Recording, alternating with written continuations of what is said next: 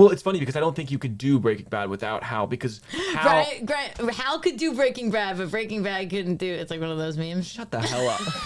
Literally, shut the hell up. Maybe, I don't know. Can you repeat? Yes, no, yes, no, yes, no, yes, no, yes, no, yes, no, yes, no, baby. Welcome to Yes, No, Maybe, episode 12. My name is Ryan. My name's Willa. We're brother and sister. We have a podcast about Malcolm in the Middle, and brother, you're listening to it. This is that, honey. This is that. This is season 1, episode 12. It's called Cheerleader. Willa, any initial thoughts just before we jump right into it? Great episode. Love to see a little bit more into one of the boys, Reese, that is. A little bit more of his headspace, a little bit more of his problems. You know, he's this kind of bully character, but there's more to him than that. He's not just a big lunk of bricks, which he kind of seems like with the speech impediment. He's not just that. He's more than that. And this episode, we get a look into Dewey's evil mind. Yes. Which is exciting to see. We do, and yeah, he knocked it out of the park with that cuteness meter this episode. I gotta say, he's got an 11 out of 10. I'm already saying that right off the bat. Nice. He's got an 11 out of 10. Nice. Reese is also a real cutie here in this episode. I would say he's like, 8 out of 10. He makes some poor moves, I think. Flicking Wendy. That girl. I don't know that I would call him cute. I don't know. He's kind of scary. He's like, he reminds me of those hyenas in The Lion King. He's got a scary smile. Yeah, exactly. Okay, enough. The cold open. Folks, it's a Crawl Boy a cappella session at recess. All the nerds are singing their little song, and Caroline's the merry old conductor. And, I can't remember what the song is. Something worldly, I'm sure. They're singing their song, and then Stevie again is the butt of the joke because he's disabled and is in a wheelchair. It's his solo, and he can't. It's not because he's in a wheelchair; it's because of his speech thing. They get a lot of mileage out of his speech thing. They do. Well, okay, he's in a wheelchair because of his speech thing. That's not confirmed. You're just assuming his condition. That's true. I guess I am. I haven't really thought about the connection between those two things. Yeah, Maybe I would say he has some sort of respiratory deficiency due to, I don't know, some sort of birth defect, and whatever it is, I think he's great. You know all about birth defects. Hopefully when we have some of the creators on the show, or perhaps Stevie maybe when we have some of the creators on the show, or perhaps Stevie himself, we can ask about what's going on with him and what got him in the chair. Yeah. We'll have to ask that after we warm up to them a little bit. Probably won't start with that one, but I think we'll get to it. And we will get them on eventually. Yes. Yeah, that's a promise to you, our audience. Yeah, so Malcolm comes in. He's obviously like playing ball out at recess. And it's just, again, this dichotomy of him being kind of just a cool chiller and all the nerds being like, oh, I wish I was like as cool as you, and I wish you wanted to hang out with us. Yeah, they do like him a lot for his coolness. And he's, got some social standing. He's very dirty when he comes in from playground. I don't know what he was doing out there, but he's covered in soot. I think perhaps just sweat. As a regular boy is trying his hardest at basketball, he probably gets a few scrapes and bumps, but that's kind of if you're a real player. Not like you, Ryan, where I remember when I would go see your soccer games, he would sometimes run and do a little twirl and kind of show off. I think it was more about the performance than the actual gameplay. It's true. When I would play soccer, I didn't really care about the game. I was kind of performing to the parents at the sideline. I was trying to get some laughs. I was trying to get some love. I was, did a little Charleston 4-step. I was doing a tight 5 every single game. Yeah. Versus me, I was a Hauser. I mean, I'll be honest. I think I could have had a career in soccer. The parents would often come up to my parents and be like, "That's your kid, number 22. That's wow." That's not true. It is. Dad would say it, and I could have gone to the traveling team, but my parents don't like to drive. Jumping right in, the main plot of this episode, Reese is trying to impress a girl who's on the cheerleading team. So he joins the cheerleading team to impress her, and he has no game. His way of flirting is flicking her and abusing her. Yeah, it's the old antagonizing approach, which I was told as a kid that's what boys do. Do you remember that? Like being told oh, guys just like if they're bullying you, if they're teasing you, that means they like you. I think there is some truth to that, especially when you're kind of young. But I mean, this is an episode, and I think it's one of the best episodes of the season so far. And I think because it's so pointed in what it's about, which is about how these boys funnel their feelings through their fists and their actions and like physicality. You know, it's about like using your words in a way that like some episodes like are sort of about something, and then by the end they kind of veer off and they kind of find a cute ending in, you know, in lieu of having like a very thematically connected ending. This one is like strong from the beginning to the end. It's like how to use your feelings in a family where that's not the norm, and what does that look like? That's true. That's true. And that's why I think this A plot is really great. And the B plot, we got Dewey plot, which is basically him being brainwashed by the toy lobby conglomerate, Mr. Fluppers. What's his name? His name's Herbie, and he's a big blue guy. And basically, Dewey's watching the commercial, and Herbie's like, we go into Dewey vision, which is like this very tunnel vision on the TV, and it seems as if Herbie's talking to Dewey. Willa, you do an impression of Herbie. Hi, your parents should buy me, Dewey. Yeah. I'll make you so happy. Yeah, that's actually really good. That's pretty much what he's saying. Told you, I'm good at impressions. I'm just not good at Reese yet. Yeah, don't try anymore. So it's basically getting brainwashed to try and convince his parents to buy him the Herbie toy. Funny And relatable, as most good bits are. I would say it reminded me of all the like infomercials and commercials that I mean I was obsessed with. Moon Sand, I think, was one. I remember 300 488 1-800 Empire today. I give it a little trichord there. Fuck that harmony up. I do remember I was thinking about this the other day, like being so impressed by seeing a commercial back in the day be like satisfaction guaranteed or your money back. Right. I would be like, holy fuck. Like, are they seriously? They're promising that? That can't be good for their bottom line, but it must be a great product. Hi, Dewey. I can make you happy. The C plot is Francis at military school. He's freed a bunch of frogs onto the highway to try and, like, science frogs that they were going to do tests on, and Spangler's on his ass about it, and he's like, oh, you know, I don't want them to die for science. It's Francis in his you know, righteous mode. He was clearly just wanting to fuck up Spangler getting to school, because he released it on the highway that Spangler uses to get to school. Oh, did I say that? I missed that. And also, it's like, yeah, you put these frogs on the highway, they're going to get squashed. What are you talking about? To get out of punishment, Francis inquires about Spangler's personal life, and then the episode becomes this heart-to-heart about Francis, this plot becomes a heart-to-heart about Francis and Spangler talking about Spangler's life, and especially his mother, in a very great subplot that I thought was really well done, and all dialogue. They're great scene partners. Like, they do really good. And it's just great writing. And in an episode about feelings versus punches, or, you know, actions versus emotions, like, this is a great addition to that. Yeah, it's probably my favorite Francis plot. One of my favorites so far. Me too. And it's all just dialogue. It's just really brilliantly written. They are really great, those two. Stealing 200 frogs from the biology lab and setting them loose on the highway.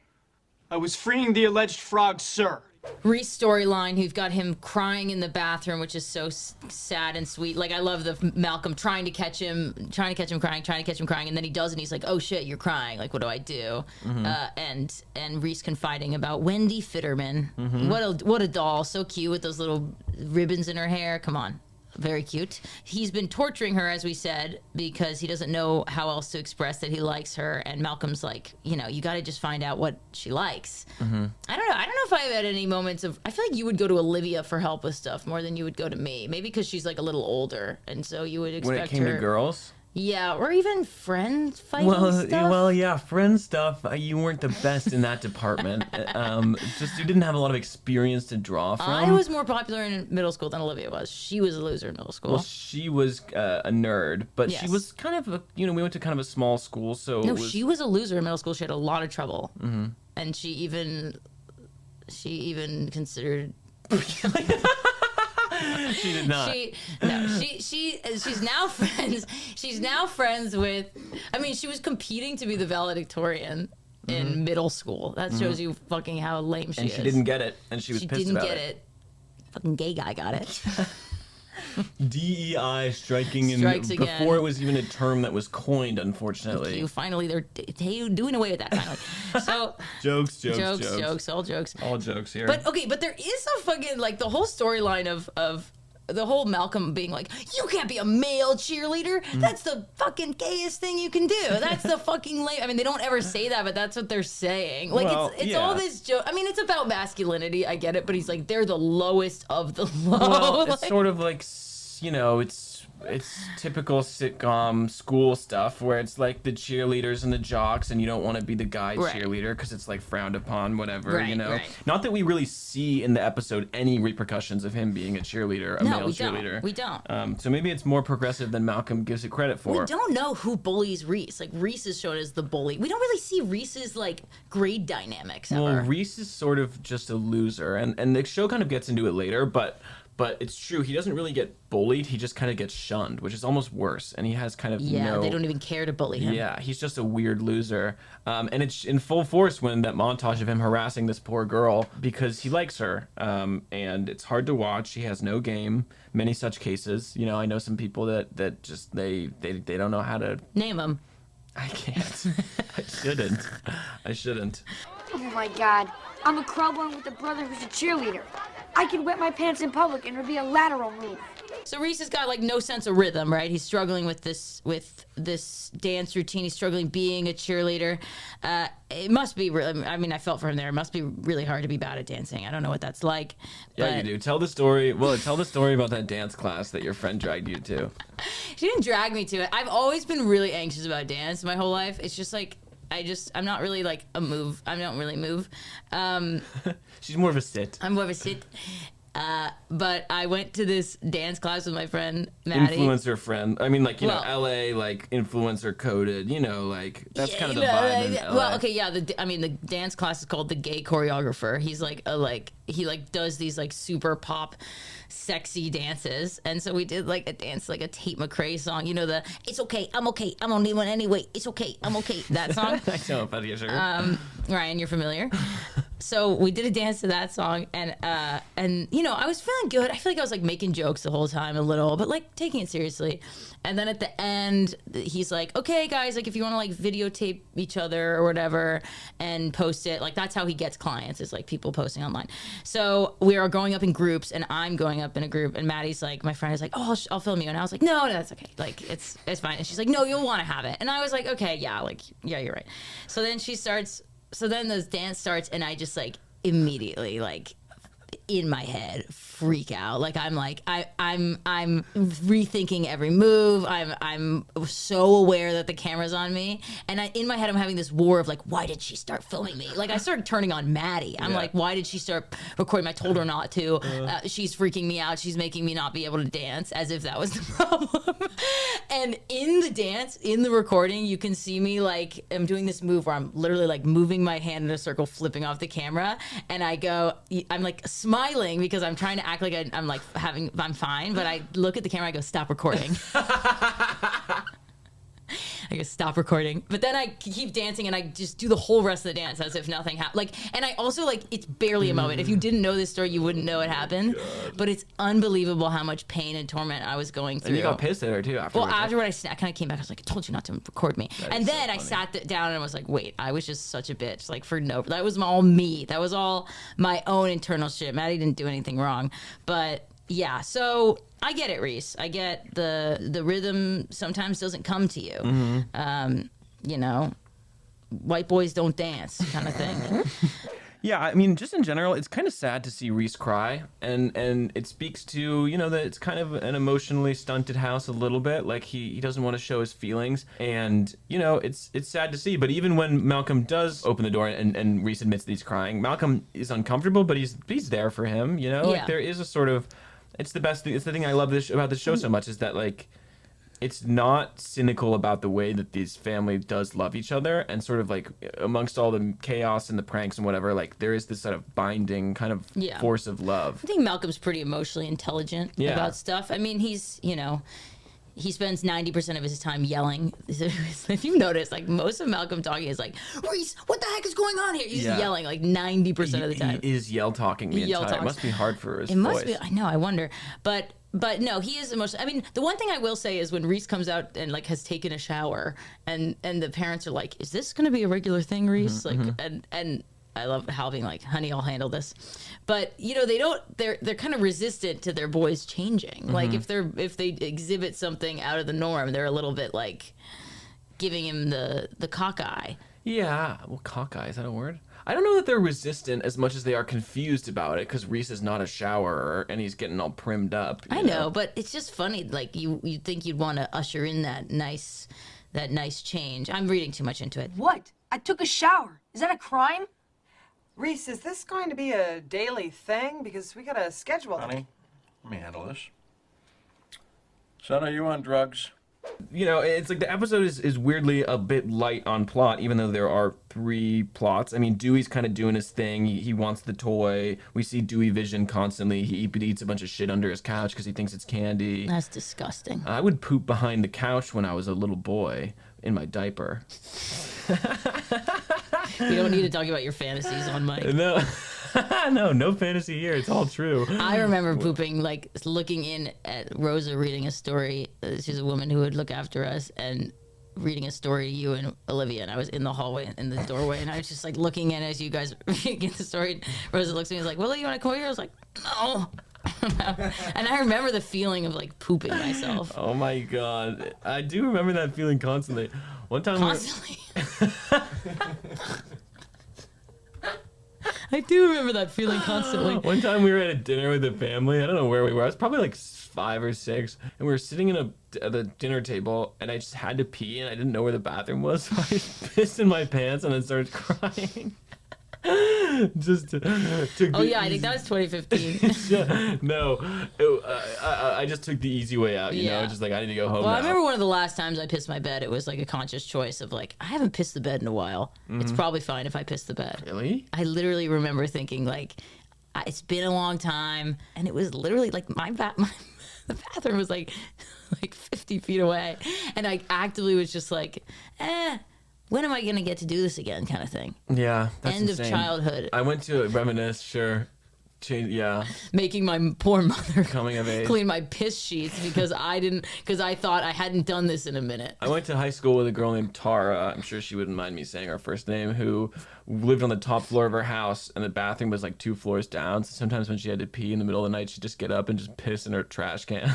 Oh, God. Anyway, this is kind of a gross, tangent we've gone on, but it's connected because Dewey has this sort of Dewey vision that makes him go, makes him see the world differently. Right. And in our own ways, we had our Willa vision and our Ryan vision. Yes, and of course. It's a byproduct of childhood. And I think Dewey is at an age like younger than them, and the show has good insights into like what it's like to be, what is he, probably 7? Yeah. You have to imagine that all these boys, like Reese and Malcolm, probably had that when they were kids too, and they'll probably be like Francis when they're older. So it's this full spectrum of life and of being a boy and growing up, and like you see different milestones. You see different sort of. You do. And then the wrinkle that they introduced into this episode as well is Hal having to give them the talk. One of the great scenes in I think the entire cinematic show. history. Yeah, sure, yeah. It is a great scene. Especially this season. I mean, it's such a funny scene. He gives the sex talk, and he does it with... they're building up that it's the sex talk, but it's not the sex talk. It's the talk about how their family has this weird, quirk about them. Hereditary, they call it, where the men will love women who don't want them, and then they'll act insane and be like, look at me, look at me. I'm crazy, I'm crazy. Love me. It is such a funny scene, and how, I mean, Bryan Cranston, we've talked about it so many times, but it's just such a brilliant actor. And so funny. Honestly, I don't know if this is a hot take. Probably is. I think he's better in this than Breaking Bad. I think he's. Well, it's funny because I don't think you could do Breaking Bad without Hal, because Hal. Hal could do Breaking Bad, but Breaking Bad couldn't do it. It's like one of those memes. Shut the hell up. Literally, shut the hell up. You were Vincent Gilligan could do Breaking Bad, but you're. I saw how excited you were to say that too. No, just kidding. It was funny. What's his name in Breaking Bad? Walter White is so Hal coded at the beginning, and you need Hal in order to flesh out what lame Walter is. You know what I mean? Like, Yeah. Like, anyway. You gotta stop saying coded. It's not your word.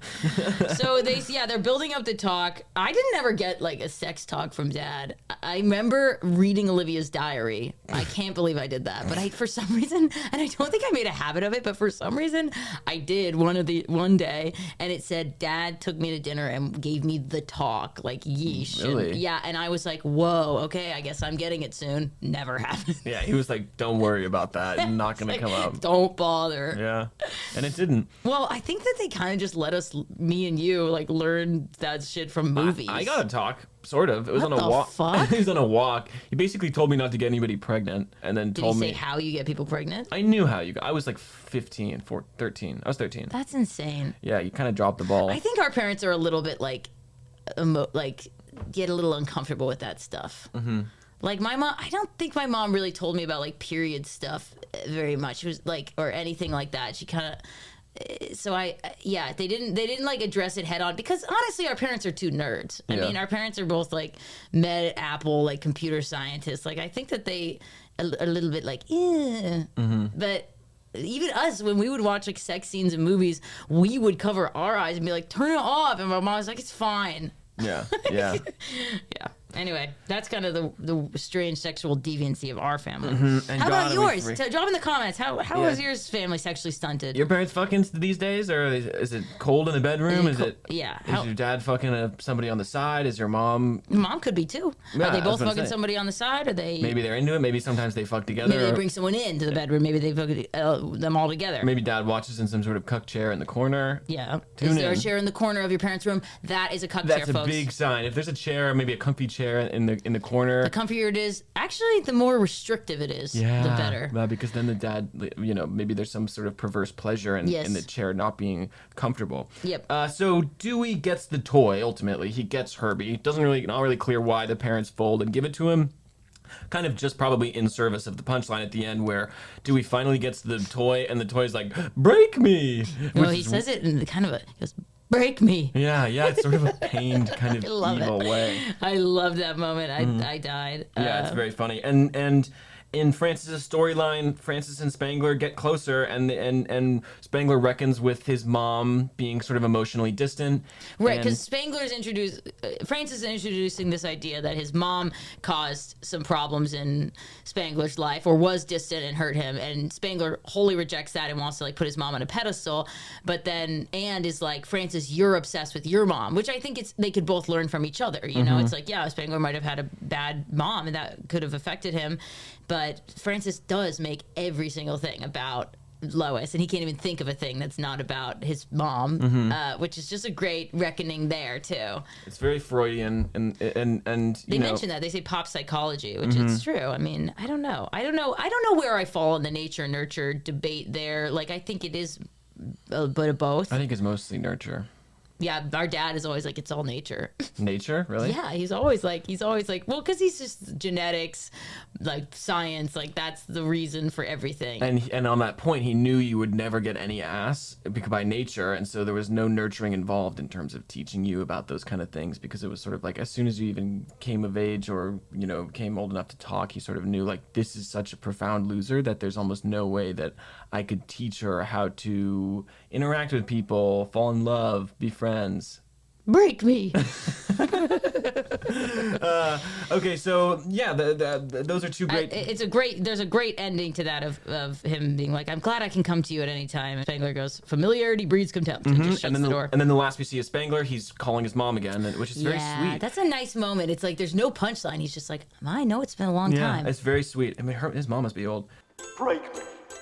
Both the B plot, like the Dewey plot and the Francis plot, great, playing to their strengths. Yep. They're very sequestered from the rest of the episode, but it's just like it's great, and you see just enough of them. And then in the A plot, that's where the most of the stuff is going on. And so Reese joins the team. Malcolm gives him practice in cheerleading.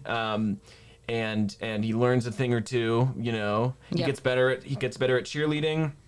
Well, because Malcolm's just a fucking G at everything. Yeah, he Malcolm can dance, rocks. he can talk, Yeah.